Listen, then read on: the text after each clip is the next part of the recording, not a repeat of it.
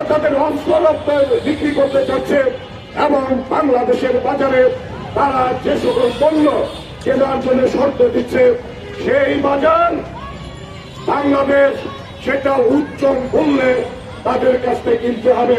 প্রিয় ভাই বোনেরা, আমরা যে কেনাকাটা করি এটা কিসের টাকা দিয়ে করি?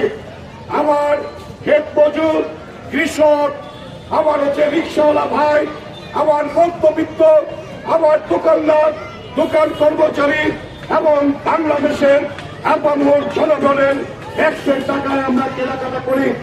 আপনি আমি ট্যাক্স দেই, সেই ট্যাক্সের টাকায় আমি কম দামে যেখানে জিনিস পাবো সেখান থেকে কিনতে পারবো না।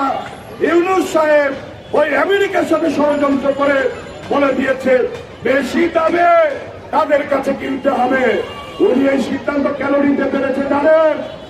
বাংলাদেশে ওনার ট্যাক্স দেওয়া লাগে না।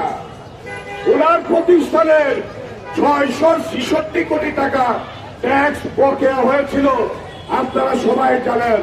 উনি অন্তর্বর্তীকালে সরকারের প্রধান উপদেষ্টা হওয়ার পরে প্রথমেই ট্যাক্স মওকুফ করে দিয়েছেন।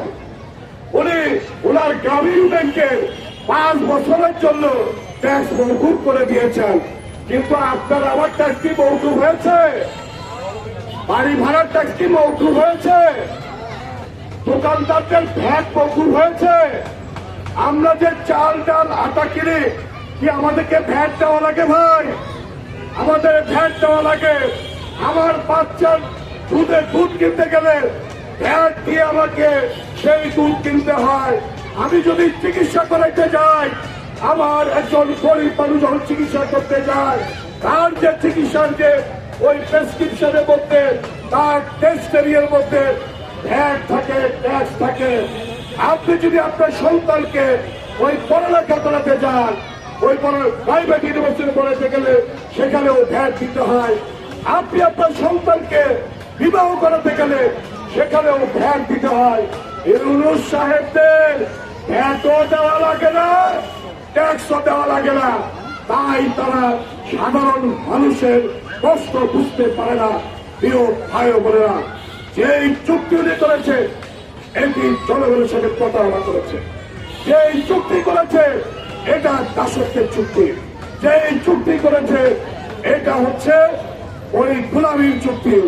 যেই চুক্তি করেছে সেই চুক্তির ফলে বাংলাদেশের নিরাপত্তা হুমকির সম্মুখীন। যেই চুক্তি করেছে সেই চুক্তির ফলে বাংলাদেশ একটি ফেইল স্টেটের দিকে অগ্রসর হতে যাচ্ছে। আমরা বলতে চাই এই চুক্তির সাথে ইউনূস সরকার সহ যারা যুক্ত ছিল তাদেরকে আইনের আওতায় আনতে হবে।